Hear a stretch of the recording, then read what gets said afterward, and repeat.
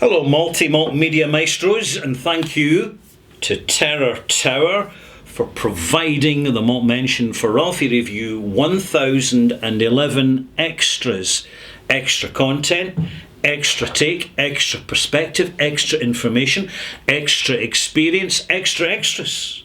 Well, occasionally I do extra extras, but that tends to be in my Patreon channel, where on my Patreon channel later this year, I shall be doing some extra videos on masterclass blending at home, because the fact is that times have changed, malt mates, and whereas in the good old days of yesteryear, people tend to have one bottle of whiskey in the house at a time, and then they go out and buy another bottle once they'd finished it. And as far as they were concerned, the master blender had blended their whiskey to perfection to make it lovely and smooth. You know, I'm being facetious, work with me. And as a result, they mustn't tamper with the expertise of the master blender by adding whiskies together, because obviously you're going to destroy that good work. Times have changed, malt mates, and I am here to suggest that you experiment more. And when you experiment, keep it simple. Advanced blending is best done once you have mastered the basics. We can all blend our own. We can blend our malts together. We can blend our blends. We can blend between different spirits. You can blend peated whiskey with rum. You've just got to be very careful how you go about it, so as that you don't end up with some homogenized hodgepodge weird drink that nobody is going to thank you for. So I've just reviewed a budget, good value, sherried, blended scotch. It's called Thompson Brothers TW, right? Thompson Brothers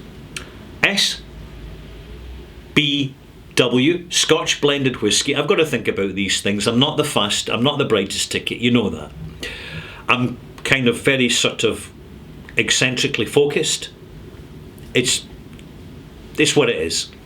Scotch blended whiskey, 6 years old. Here it is, with its nice little simple label, reminding me slightly of bottles and brochures you used to get from Oddbins back in the 1980s. And on the back of the label, it says, give me a second, oh dear, oh dear, oh dear. Oh, Ralphie, you're steampunker. I've already cleaned this, but it's all misted up here in the bothy. Dornoch Distillery was founded by brothers Phil and Simon Thompson in 2016. So they've been on the go for just over 9 years. The distillery creates whiskies using a mixture of traditional and modern methods, embracing and harnessing natural seasonal variation to create flavour-packed spirits. Yeah, that's all you could regard that as small-scale marketing flannel. But when you actually scratch the surface, it is what they're actually doing. So I would call it, rather than disingenuous marketing, I would call it ingenious. So it's valid enough what they're saying. Small batch blended Scotch whiskies composed of carefully chosen blah blah single malt and single grain whiskies. They've been aged for more than 6 years before being blended and rested. Now there's a clue, you see, for more than 6 years. So the age statement's referring to the youngest whiskey in the blend, which says 6 years. But there's absolutely no reason why a blend that's designed for sipping is not going to have older aged whiskies in it, which go unrecognised and undisclosed until you contact the distillery, or they have information at the distillery that's readily available to you. Excuse me, it's very wet here in the bothy, as you can imagine, being down near the Irish Sea, so things steam up. So there we go. Blah blah blah, selected components, whiskey to celebrate sherry maturation. So they're stating sherry maturation and sherry forward blends of the past. So it's characters inspired by previous generation sherry blends like White and Mackay used to do in the old day. You can still get them at auction, some really good value, because far more people ignore old blended scotches than old single malts. See, so it's worth out looking out for some of these old blends. Particularly the older they are, the higher the malt content generally. So what they're saying is, once rested, the whiskey is slowly diluted to 46 ABV, an excellent balance of easy drinking, quaffability and flavour forward intensity. It is then bottled without chill filtration and no colouring added. So they're stating in the label, unchill filtered, no colouring added. Now they're telling us something else.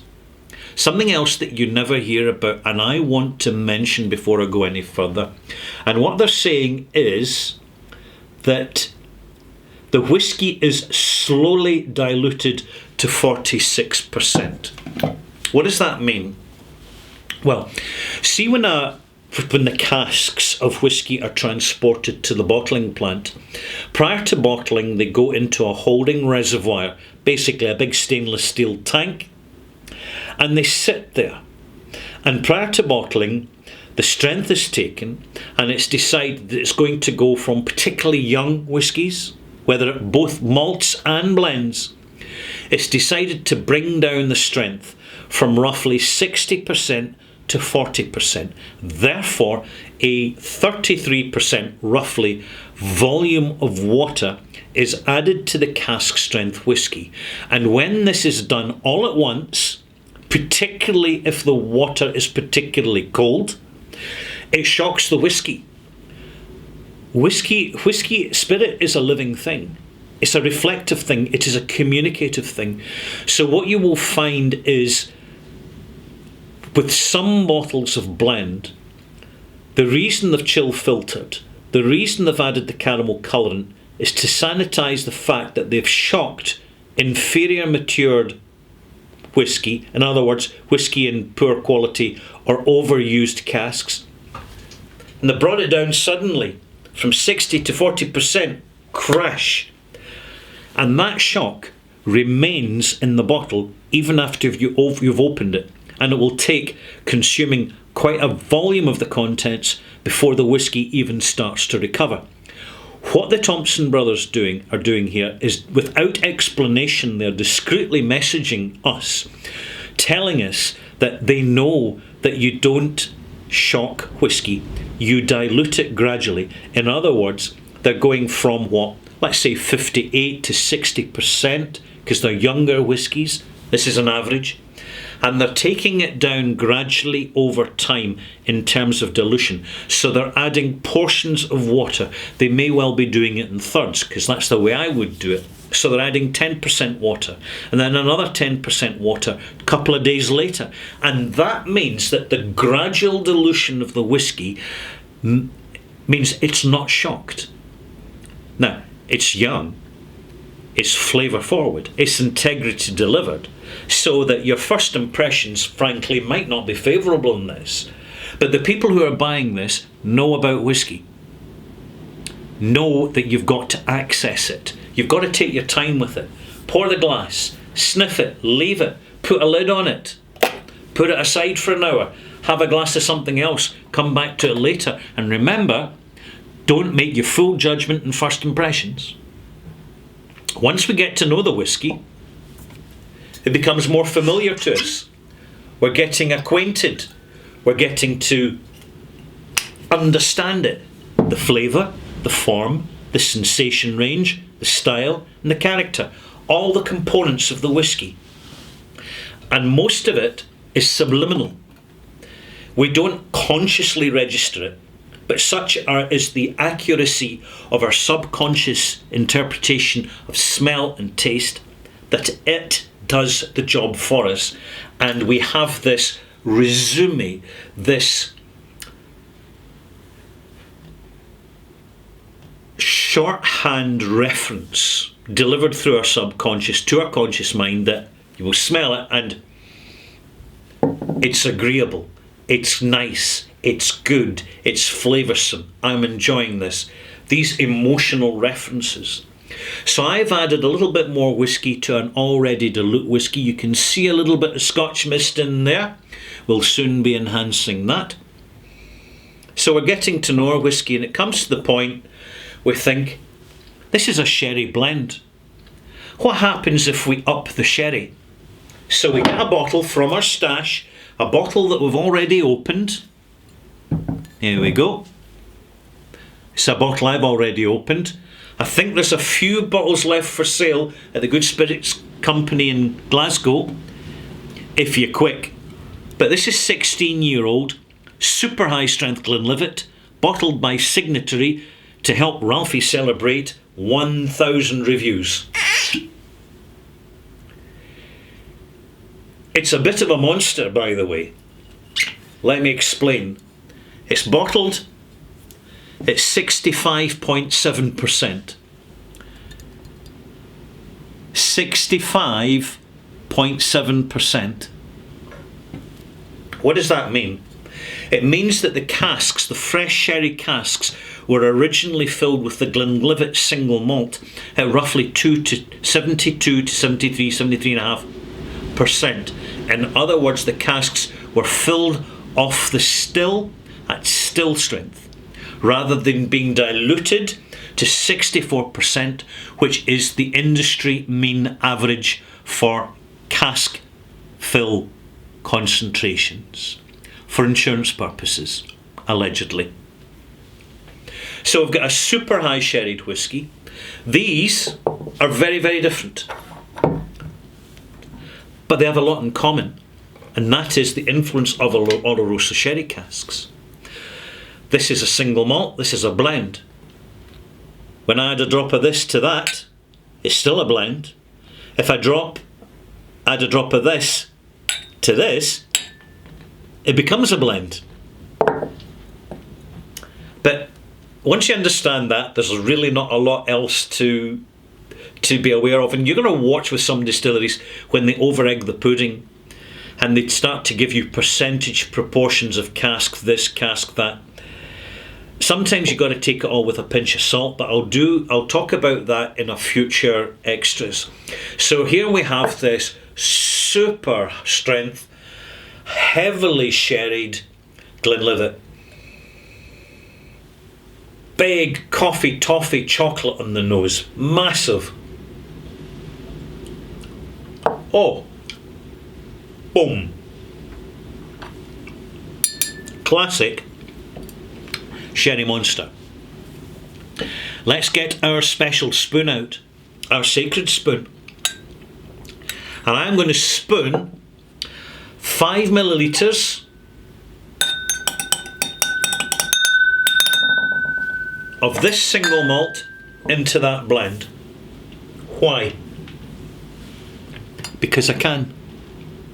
We're now in the age where we don't have one bottle open at a time. We've probably got a dozen or more. Nothing helps educate your palate than home blending on a modest scale. One of the challenges that every whiskey anorak needs to address is what's called blind tasting, making assessments of whiskey not on the label but on the contents and delivery of what's in the glass. And one of the best things we can do when we are blending is we are managing the redirection, the recalibration, the adjustment of flavour profile in an environment which is totally under our control. I have now created a blend so unique that it only exists in this glass, and you can do the same as well. You don't need years of experience. All you need is self-confidence and a willingness to do it. So try it. I recommend it. What am I getting now? The sherry's a little more sherried. The sherry's a little more sweeter. There's more raisins. So what we've done, we've blended something which is sympathetic to this. And we're turning this literally into more of a single malt. In other words, the actual blend component of this blended whisky has got less grain in it now, less column still grain. The proportion of malts has just increased significantly. Why? Because I put a teaspoon of single malt in. The nose has more range. There's some strawberry, mild cherry notes. The sherry is absolutely more prominent. How does it taste? Rounder, sweeter, more gingery, more tannic, definitely more tannins, soft tannins, quality tannins. See, there's already sherry already in there, so this sherry is supporting that sherry and bringing that sherry more forward in the blend. In other words, I'm adding an extra malt mark to this whisky simply because I added a teaspoonful of another whisky. Some people out there will tell you never mess with the skills of the blender. The blender, the master blender, knows best. They have bottled to perfection. That's what they've done with their magnificent experienced noses. And yes, they do have them. But like any artist, they can only work with the materials they are given. And sometimes a master blender is standing in their blending studio, nosing up and down the lines of glasses. And do you know what they're thinking? I'm going to tell you what they're thinking. Oh dear, oh dear, oh dear. You just can't get you cannot get the casks anymore these days. Times are changing. Everything's changing. We change. The world changes. Whiskey changes. We can make more of it. It's not about getting pished. It's not about the intoxication of alcohol. It's about understanding the chemistry, the synergy, the alchemy that we start to create for ourselves, consuming in moderation, and importantly, consuming with an open mind, experimenting, innovating, developing, encouraging ourselves, and then sharing the results. Hope you've enjoyed this. I'm Ralphie. I'll see you soon. Bye-bye.